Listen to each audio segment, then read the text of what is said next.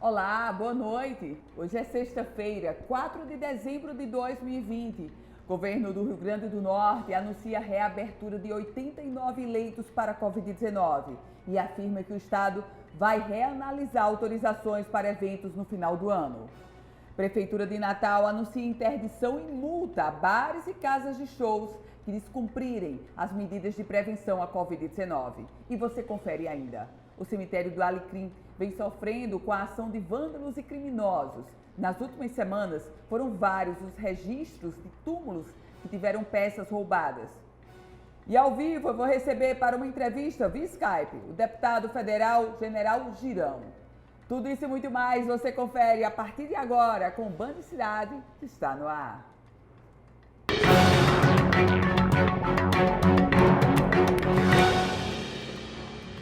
A governadora do Rio Grande do Norte, Fátima Bezerra, anunciou a reabertura de 89 leitos para a Covid-19 na manhã de hoje, durante uma entrevista coletiva realizada na governadoria. Dos 89 leitos, 53 são de UTI e 36 clínicos, isso distribuídos em diferentes regiões do estado.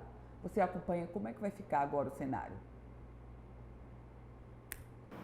São 80 e novos leitos que estão sendo, 89 novos leitos que estão sendo disponibilizados nesse momento em várias regiões do estado para atender aos pacientes com Covid. 89 leitos, dos quais 53 de UTI e 36 clínicos, aonde eles estarão sendo disponibilizados. Primeiro na região metropolitana, mais 20 aqui exatamente no João Machado, onde estive agora recentemente. Segundo, na região do Siridó, mais 10 leitos de UTI em Caicó. Na região oeste, mais 27 leitos, sendo uma UTI e mais 10 clínicos em Pau dos Ferros, mais 10 leitos em Mossoró, 10 leitos de UTI lá em Mossoró, no Hospital São Luís, e mais 6 leitos clínicos em Açu. Mas tem mais. Mato Grande e Agreste, 16 leitos, 10 leitos de UTI em João Câmara, 6 leitos de UTI em Santo Antônio. E na região do Potengi, 16 leitos, sendo 6 de UTI e 10 clínicos lá em São Paulo do Potengi. E o governo do estado também anunciou a convocação de prefeitos e gestores das áreas de saúde dos municípios do Rio Grande do Norte para reuniões na próxima segunda-feira. Serão discutidas ações de retomada da Operação Pacto pela Vida, com fiscalização das medidas de prevenção à transmissão da doença Covid-19. É a retomada com mais ênfase agora das ações do Pacto pela Vida. Nesse sentido, quero aqui já convocar os prefeitos, bem como os gestores da área de saúde, para uma importante reunião nesta segunda-feira. Aliás, 2 reuniões, às 9 horas, com os prefeitos e gestores da área de saúde da 7ª região e litoral, que é a região metropolitana e litoral, às 9 horas, e às 11 horas, uma segunda reunião, desta vez com os prefeitos e gestores da 2ª região.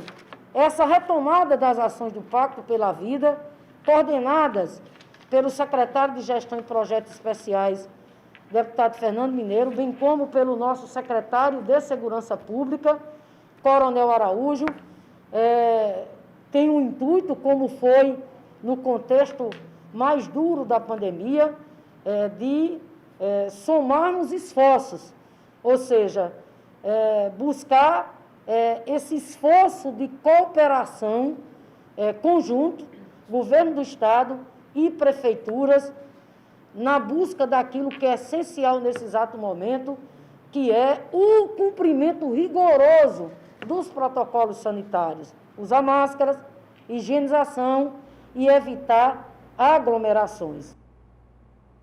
O momento é extremamente delicado.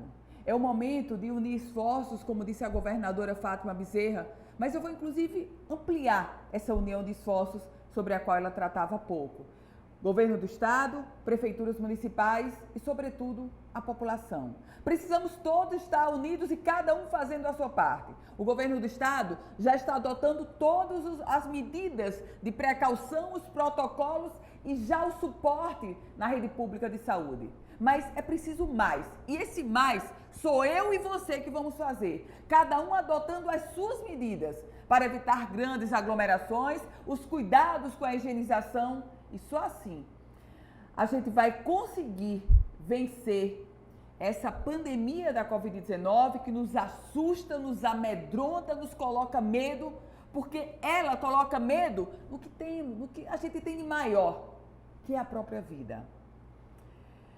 E a partir desse final de semana, bares e casas de shows da capital potiguar que foram flagrados com aglomerações e descumprindo as regras de combate à pandemia do novo coronavírus serão interditadas, segundo já confirmou a Secretaria Municipal de Meio Ambiente e Urbanismo. De acordo com a pasta, vários estabelecimentos da cidade de Natal já tinham sido intimados e notificados desde o início da pandemia, mas alguns insistem em desrespeitarem as normas de proteção. Além da interdição total das atividades, o estabelecimento que já tiver sido notificado e for flagrado descumprindo as regras terá de pagar uma multa no valor de cerca de R$ 8.000, podendo chegar a R$ 40.000. O que for flagrado pela primeira vez vai ter que pagar uma multa que pode chegar em torno de R$ 8.000, além da interdição total do estabelecimento. E com a confirmação pela Secretaria Estadual de Saúde do aumento dos casos da Covid-19, empresários e comerciantes do varejo já estudam maneiras de sofrerem menos o impacto de possíveis medidas restritivas. Com a chegada do final de ano, considerada a melhor data para o comércio, o que menos os lojistas esperam é ter que fecharem as portas novamente. Com a reabertura gradual das atividades econômicas, o comércio de Natal e de todo o Rio Grande do Norte ganhou um fôlego a mais no período subsequente às fases mais pesadas da pandemia. Por isso, com as notícias do aumento gradual de novos casos da Covid em todo o estado, os empresários do setor já se organizam para possíveis novas restrições. Obviamente, esse aumento de número de Covid é uma preocupação nossa. A gente tem monitorado esses números muito de perto, junto da Secretaria de Saúde do Estado, junto do LAIS, mas recebemos como devolutiva que ainda nada se configura próximo a uma segunda onda, mas também que não é momento de relaxarmos, principalmente no nosso momento de lazer, no nosso momento familiar, né? Sempre está asseando as mãos, sempre está usando máscara, e o comércio está cumprindo sim as suas responsabilidades quanto aos protocolos de biossegurança. A Câmara dos Dirigentes Lojistas de Natal, por exemplo, faz um apelo às autoridades para que, neste momento em que o Estado não se encontra em uma situação mais grave da pandemia, medidas de controle sejam colocadas em prática.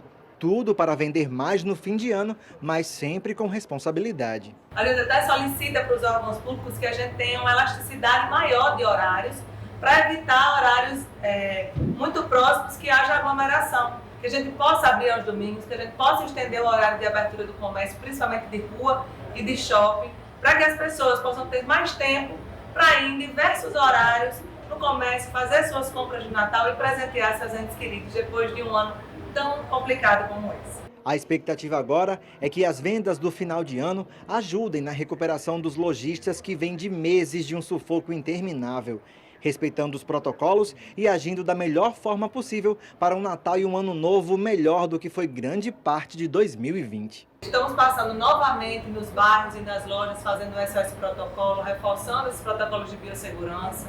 É um momento de final do ano, é um momento que os empreendedores se prepararam o ano inteiro para essa data, compraram mercadorias, estão aí para comercializar, gerar tributo e renda e emprego tão importante depois de tantos meses de demissão. O Band Cidade faz agora um rápido intervalo. A gente se encontra em um minuto. As obras da nova Central do Cidadão, no bairro do Alecrim, estão terminando. Essa nova unidade, ela vai atender a um dos bairros mais populosos de Natal e de maior atividade econômica. Você acompanha quais os impactos disso? A nova Central do Cidadão do Alecrim vai funcionar na rua Coronel José Bernardo, logo após a Igreja de São Pedro.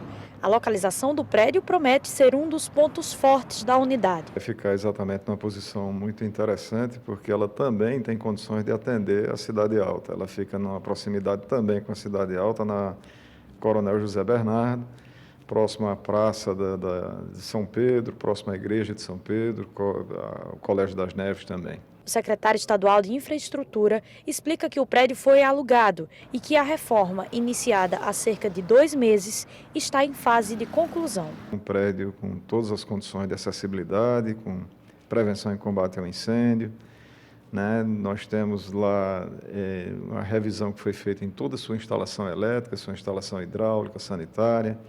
Foram construídos novos banheiros para permitir a acessibilidade universal. Foi feita uma nova rede de instalações elétricas, uma nova rede de instalação de lógica e estamos exatamente numa fase bem adiantada desses serviços nesse momento. Além dos serviços oferecidos por órgãos como o ITEP, DETRAN e CAERN, a nova unidade do Alecrim também vai contar com uma delegacia de defesa do consumidor. Economia. Pesquisa da Federação do Comércio do Estado de São Paulo apontou Natal como a capital com maior percentual de famílias endividadas, chegando a 96%, ultrapassando o posto normalmente ocupado pela cidade de Curitiba, isso em anos anteriores.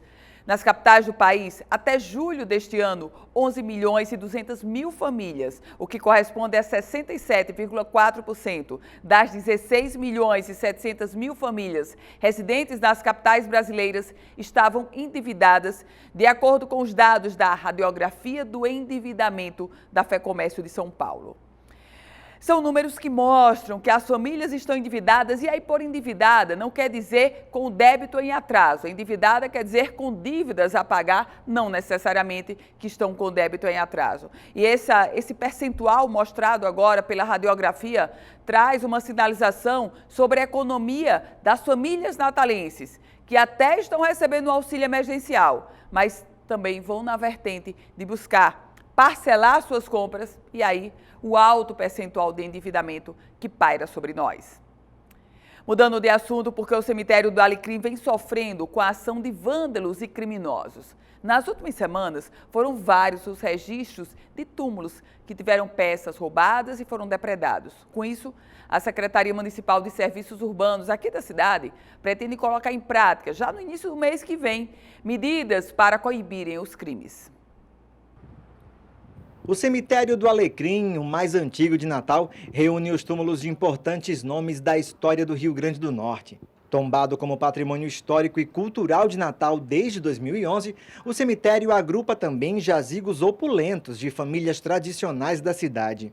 E são justamente estes túmulos que chamam a atenção de criminosos que aproveitam o período noturno para realizarem furtos. A administração do cemitério do Alecrim, que foi onde ocorreram essas violações, quando tomou conhecimento, ao amanhecer do dia, fizeram um boletim de ocorrência e nos encaminharam, para que a gente tomasse conhecimento pelo volume de violações que aconteceram num único dia, praticamente do sábado para o domingo, foram violados 12 túmulos, E como é uma coisa que chamou muita atenção da gente, um fato assim isolado, a gente teve que tomar esse conhecimento para que venha se pensar alternativas agora para tentar minimizar ou acabar esse tipo de situação.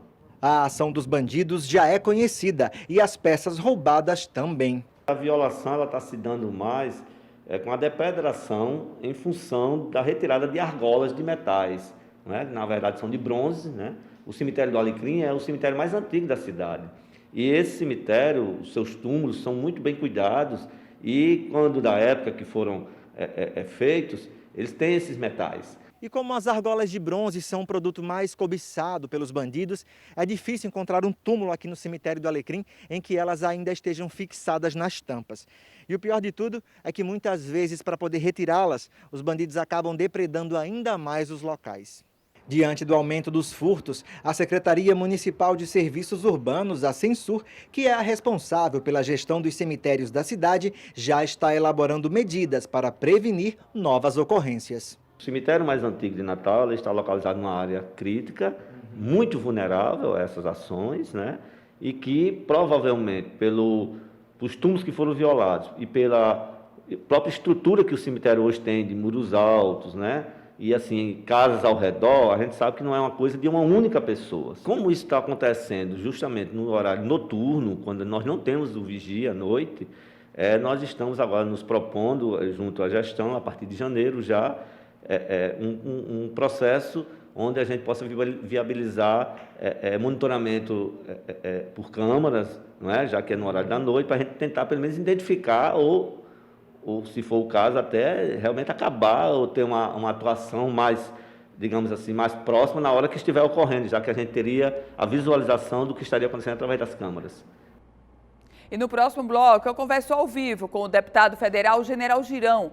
Nós vamos conversar com ele sobre um importante evento que acontece na cidade de Mossoró. Em 1 minuto a gente se encontra.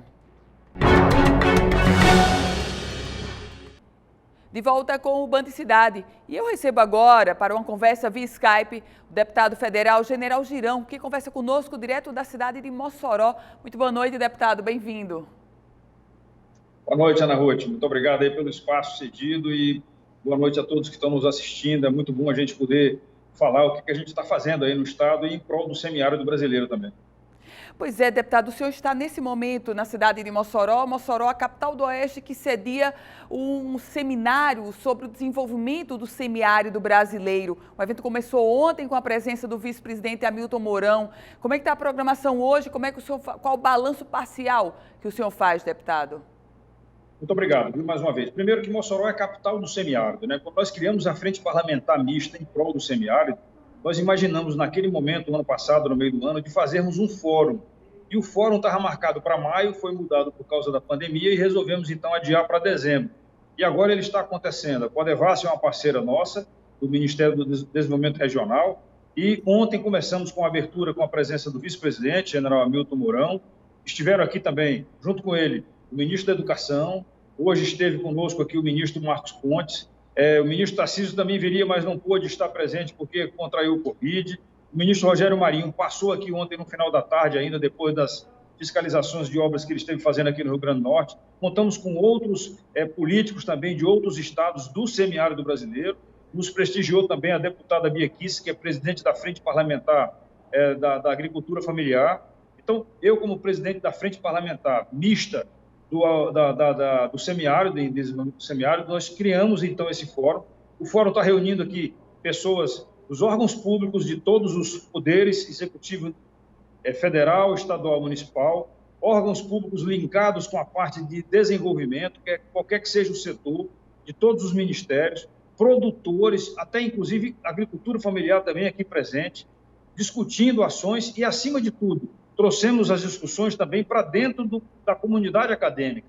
Então, nós estamos com a Universidade Federal do Semiárido participando, a UFESA, o Instituto Federal também do Rio Grande do Norte também está participando, outros estados também mandaram representantes desses seus institutos e universidades, e estamos aqui discutindo ações que possam ser aplicadas para o desenvolvimento do semiárido como um todo, não somente no agronegócio, mas também na energia, no turismo, na mineração, na logística de uma maneira geral, nos transportes, na saúde, na educação, na segurança.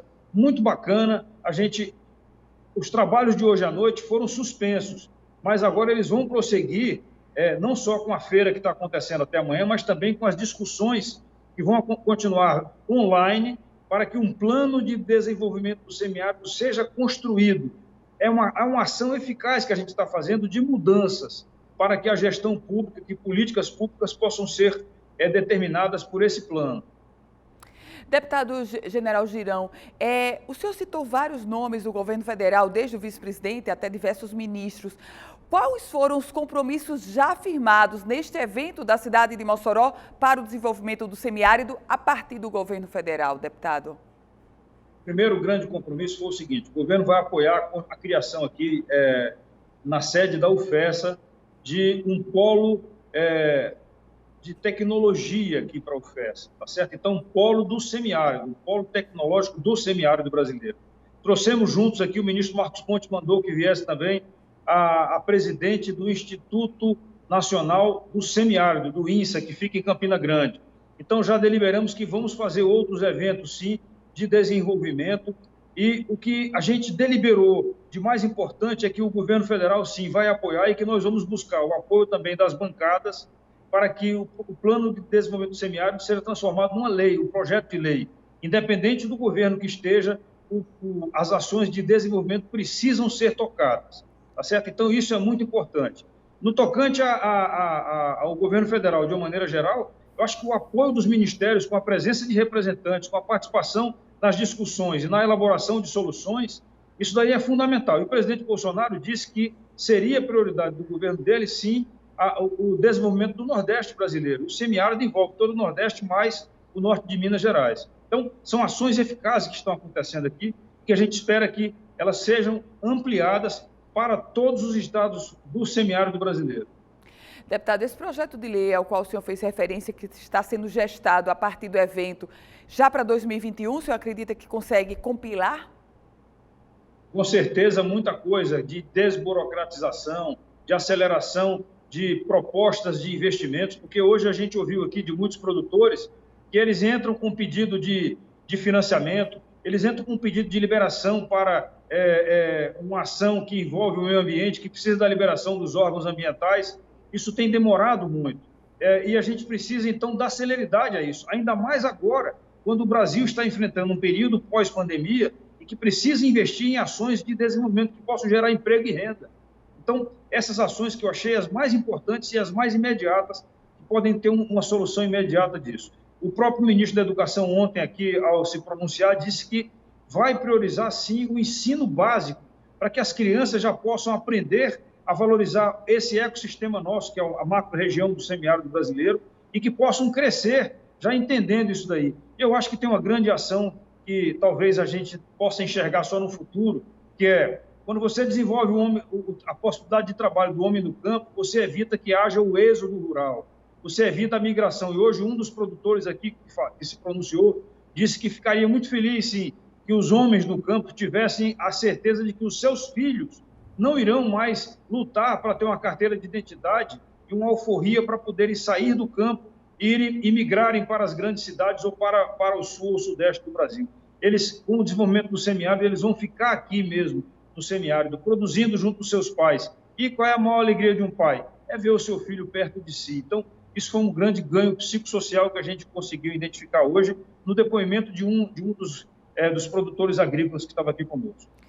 Deputado, eu queria aproveitar a presença do senhor aqui ao vivo no Band Cidade para trazer sobre a expectativa do senhor para essa discussão política que está envolvendo a casa que o senhor integra, a Câmara dos Deputados, sobre a reeleição ou não do presidente Rodrigo Maia, inclusive um caso que está no judiciário. Como o senhor acompanha isso, deputado? Luana, eu fiz um pronunciamento hoje, já fiz até um vídeo também, me pronunciei cedo no YouTube, no Twitter e nas minhas redes sociais. É um absurdo, Ana. A Constituição brasileira é clara. Nós estamos vendo mais uma vez decisões do Supremo Tribunal Federal, que deve ser uma corte para julgar a constitucionalidade de atos. E só existe questionamento em relação à constitucionalidade quando existe alguma dúvida em relação ao que está escrito. A letra da lei está escrita em português. Isso é um absurdo. A Constituição Federal está escrita em português, não está em inglês, nem em espanhol, nem em polonês, nem em russo, nem em chinês. E os ministros estão dando uma outra interpretação, como se tivesse uma nova redação. Pelo amor de Deus, não se cabe mudança do que está escrito. O ministro Supremo não é um legislador, não é um constituinte. Eles não podem mudar o que os constituintes de 88 escreveram. Isso é um crime contra a democracia brasileira. Nós estamos chamando a responsabilidade, acredito que vai ter movimentação agora nas ruas, só pode, outros. Eu espero que a letra da decisão deles não venha dizendo que há direito sim garantido, não. Deputado Federal General Girão, muito obrigada, deputado, por sua entrevista, uma boa noite e sucesso no evento que conclui amanhã, não é, deputado?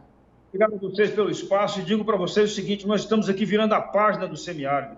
A gente precisa ter coragem de mudar, mas mudar dentro da Constituição. É isso que a gente está fazendo. E, mais uma vez, eu deixo a minha afronta realmente a essa situação absurda votada hoje no Supremo Tribunal Federal. Nós não podemos aceitar isso daí calado.